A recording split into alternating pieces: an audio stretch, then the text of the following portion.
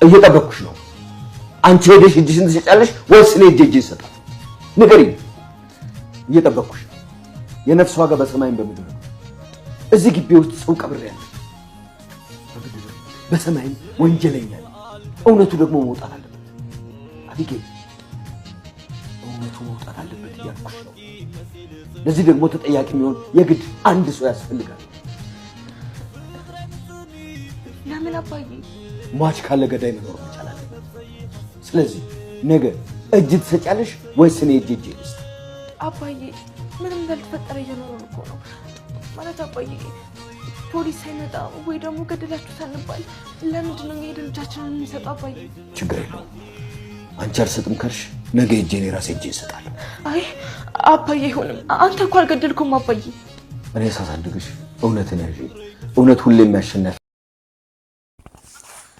ሰላም ሰላም፣ ሰላማችሁ ይብዛልኝ በያላችሁበት ሰዓት አቆጣጠር። ለሁላችሁም እንግዲህ ሰላም፣ አንድነት፣ ፍቅርን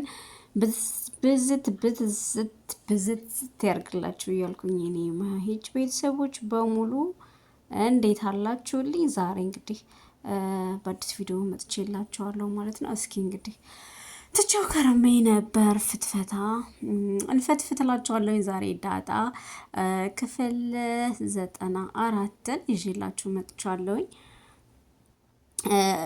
ጎሽ ለልጇ ስትል ተወጋች አይደለ?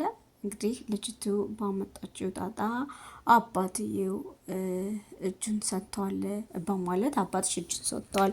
ስለዚህ አባትሽን ለማስፈታት ደግሞ አንቺ መታሰር አለብሽ ስትላት፣ እንግዲህ እኔማ እንደዛ አላደርግም ዳጣ እሱ ከሚታሰር እኔ እታሰርለታለሁ ስላለች እሷ ብትታሰር ማየኔ አልታሰርም እያለች ነው እንግዲህ ማለት ነው። ዳጣ ደግሞ አለሟን እየቀጨች ትገኛለች ማለት ነው። ስታሳዝን ከምር ማለት ነው።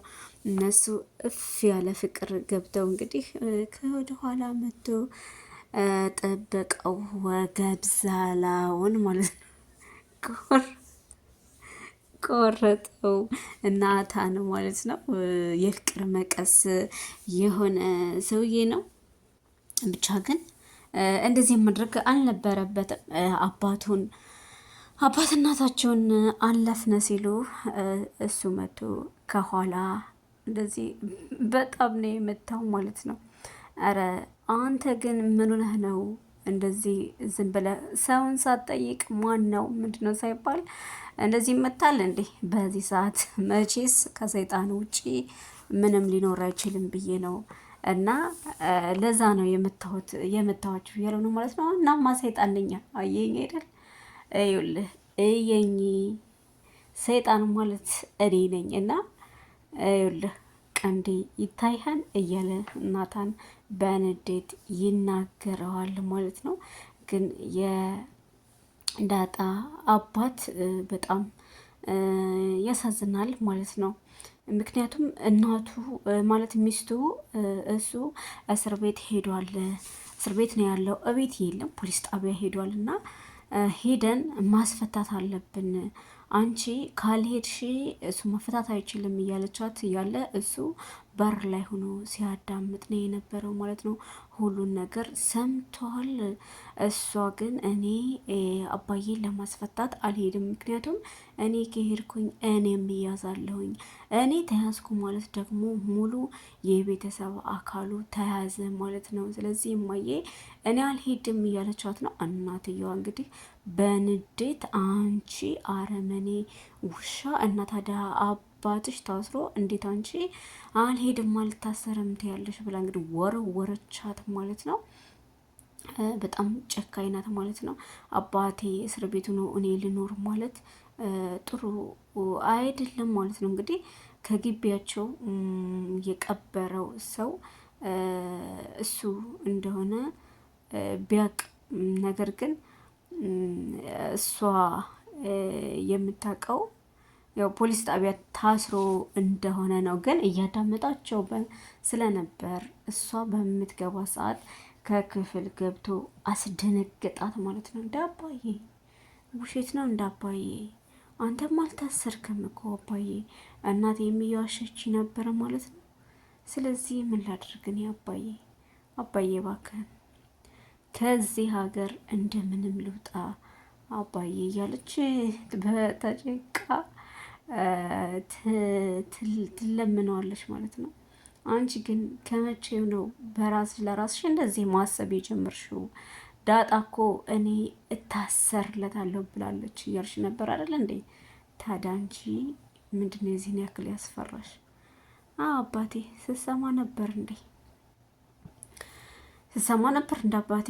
እሷማ አባዬ ሰው ከገደለ እኔ እታሰርለታለሁ ብላኛለች።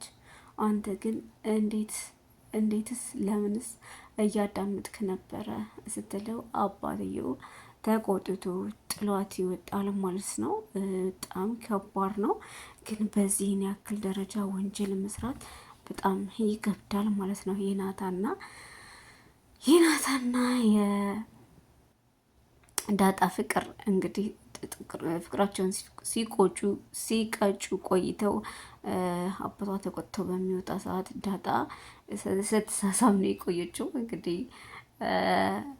ጠበቃው ዠልጧቸዋል። በሱ ተደናግጣ ወደ ቤት ሲገባ ደግሞ አባቷ እሳት ጎርሶ እሳት ለብሶ እሱ ከፎቅ ሲወርድ እሷ ስትገባ ወደ ውስጥ ተገናኙ ማለት ነው። ዳጣ ስላት ወዬ አባዬ ብላ ቅፍ ታደርገዋለች። እሱም ቅፍ ያደርጋታል። ይህን አባት ያሳዝናል። እኔ ታሰርለታለሁ ስላለች አባቷ በጣም ተገርመው እና ደንግጦ በጣም ያሳዝናል። ያልተወለደችው ዳጣ እኮ ናት። እና ነው ግን አባዬ ደህና ነህ? አዎ እኔ ደህና ነኝ ዳጣ፣ ደህና ነኝ፣ እኔ ደህና ነኝ። አይ አባዬ እንደዚህ እኮ ስታቅፈኝ ግራ ተገብቶኝ ነው። አይ ምንም አልሆንኩም፣ በጣም ስለምወዳችሁ ነው። ማለቴ በጣም ስለምወድሽ ነው እንጂ ምንም አልሆንኩኝም። እና ትንሽዬዋ ልጅ ደግሞ መታ ባቢ እኔን ሳትወደኝ በምትል ሰዓት ሁላችሁንም ወዳችኋለሁ እሺ ብሎ እቅፍ አድርጎ እንግዲህ ማላችሁ በጣም ትግዝ ብሏል ማለት ነው። አባት እኮ እንደ ሴት እንደ እናቶቻችን አይናገሩም፣ እንደ እናቶቻችን አያለቅሱም እንጂ ከእናት በላይ ነው ፍቅር የሚሰጡን ማለት ነው። በእውነት ክብር ለአባቶች ይገባል። አባቶች እንባቸውን ሳያሳዩ በድፍረትና እንዲሁም በእንግልት ልጆቻቸውን ያሳድጋሉ ማለት ነው። ሲከፋቸውም ይሁን ሲደላቸው ምንም እንዳያውቅባቸው ሰው እንዳያውቅባቸው እንባቸው እንዲታይ አይፈልጉም። ነገር ግን ለልጆቻቸው ማለት ነው ይቅርታ፣ ለልጆቻቸው በጣም ጎበዝና ታታሪ ናቸው ማለት ነው። እና ምንድን ነው የምትፈልጉት ብሎ ሲጠይቃቸው ምንም አንፈልግም አባዬ፣ የምንፈልገው አንተን ብቻ ነው ይሉታልና እቅፍ አድርጎ ይዞ ልጆቹ መሀል ላይ በመጫወት የኔ ነው እየተባባሉ አንዷ እኔ ብቻ ነኝ የማቅፈው፣ ዳጣም እኔ ብቻ ነኝ እያሉ እንግዲህ ተጣሉበት ማለት ነው። እኔ እኮ ለሁላችሁም እበቃለሁ ልጆች፣ ስለዚህ ተው፣ እኔ የሁላችሁም አባት ነኝ እያለ ነው። እነሱ በመሀል እየተጣሉ ቢሆኑም ማለት ነው። አባት ማለት እኔ እንጃ አልተዘመረለትም እንጂ በጣም ከእናት በላይ ባይባልም እንኳ ከእናት እኩል ማለት ይቻላል። ያው እናት ስለምታመጥ ነው እንጂ አባትም ከዛ የበለጠ ወርዶ ከፍ ዝቅ ብሎ ነው ልጆችን የሚያሳድገው እና ለልጅ ሲል ነው እሱ ዝቅ ብሎ እንግዲህ እጅን ሰጣለሁኝ ብሎ እየተነሳው ማለት ነው። እና ግን በሚገርም ሁኔታ ደግሞ ሚስትየዋም ለምንድን እንደዚህ ትሆኛለሽ? አንቺ በጣም አረመኔ ነሽ፣ ያልተወለደችው ዳጣ እኔ ታሰርለታለሁኝ እያለች አንቺ ግን ከአብራኩ በአብራኩ ክፋይ የሆንሽው ልጅ አልታሰርም ብለሽ ራስሽን ልታወጪ ተነሳሽ ብላ በጣም ተቆጥታባታለች ማለት ነው። እና ክፍሏ ሄዳ እማዬ ደህና ነሽ? አባቴ ግን የት ነው ያለው? አባትሽ ስራ ገብቷል እና ግን እናቴ አባዬ ግን ተቀይሞኛል ማለት ነው። ከመቀየም አልፎማ ተስፋ ከቆረጠብሽ እኮ ቆይ ግን ምን ማድረግ አለብኝ እናቴ? እጄን እንድሰጥ ነው የምፈልገው? ሁላችሁ የምፈልጉት እንደዛ ነው? አዎ የምንፈልገው እንደዛ ነው። ቁርጠኛዋ ልጄን ማየትና ማግኘት ነው የምፈልገው። እጅሽን መስጠት አለብሽ። እና እሺ ቆይ እናቴ፣ አንቺ ግን ለምን ተዋሽኛለሽ? ታስራን እኮ ብለሽ ነበር።